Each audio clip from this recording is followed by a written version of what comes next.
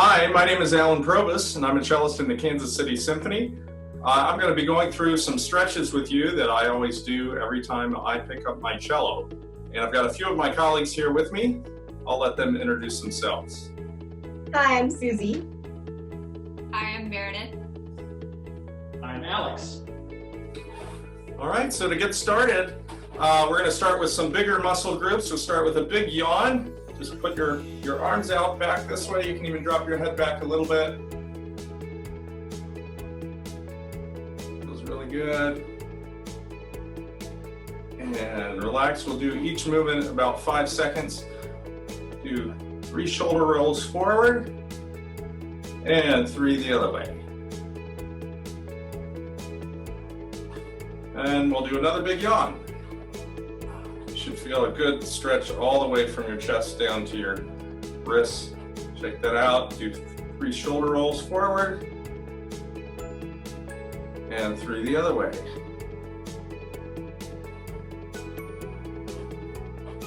And another big yawn. And back to center, 3 shoulder rolls and the other way. Very good. Now, some shoulder pulls. Take one arm, cross it over the other. Feel a gentle pull in your shoulder there. And the other arm. And the other way again. And the other way. And one more set. Last one. And relax, come back to center. Now, do a few neck stretches. We'll look over one shoulder, behind you just a little bit. And then you can look down at your toes, roll over to the other side, look over your other shoulder just a little bit. Again, these are all gentle stretches.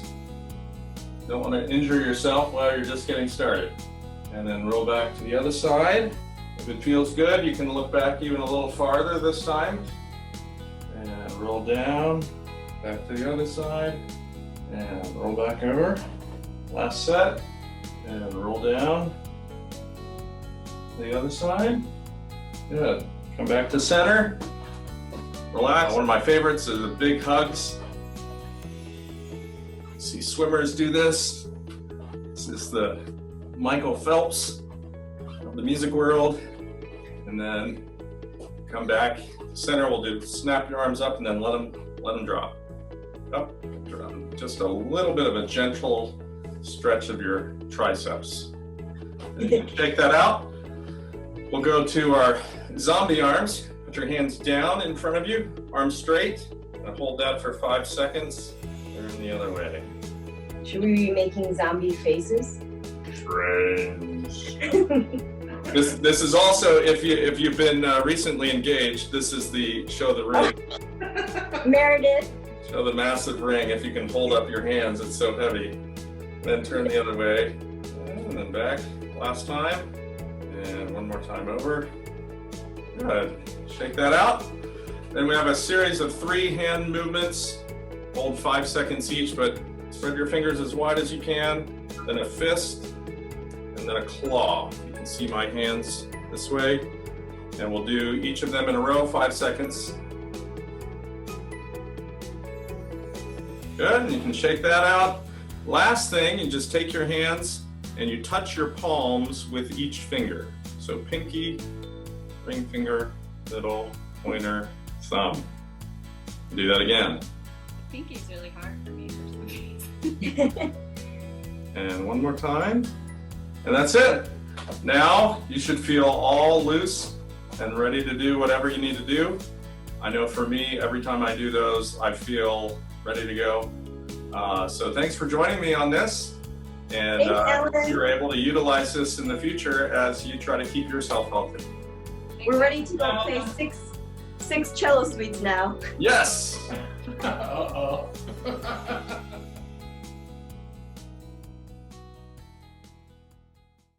Hi, Alan. Thanks so much for joining us for our first Wellness Wednesday post. I know you're going to take us through a series of your stretches. I know a lot of your colleagues and friends always see you doing them backstage, and we're always very intrigued. Can you maybe tell us a little bit about the history of these stretch routines and how you got to do them? Sure. Yeah, I've been doing them for almost 10 years now. And I first started doing them as a result of some injuries that I started to suffer through playing. I was coming off of a very busy time of playing, a lot of practicing, and then the symphony had a concert series called Cirque de la Symphony, which is a bunch of acrobats on stage. But we were playing some of the loudest, fastest music you could ever put into one program. And in the middle of that concert, I began to feel some twinges of pain in my forearm here, and then in my tricep right by my elbow. And I got pretty concerned about it. We had just come through a time where one of our other colleagues had had some pretty major arm issues. He had to have surgery, and I immediately thought, oh no, I'm headed down that same path. So I talked to him, and he recommended this physical therapist that I go to.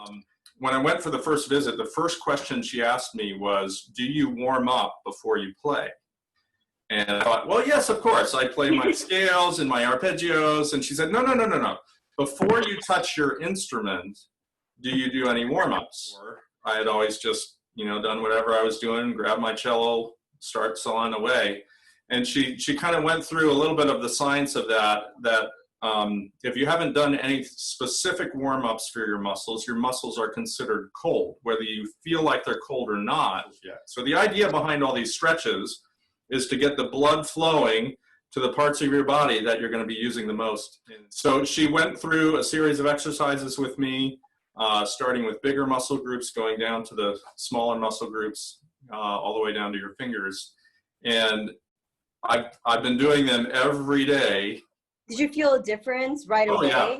Yeah. Absolutely. Huge difference in a number of key areas. One, after a little bit of recovery time, I got back into playing again, and I haven't had any major injury problems, pain problems since then.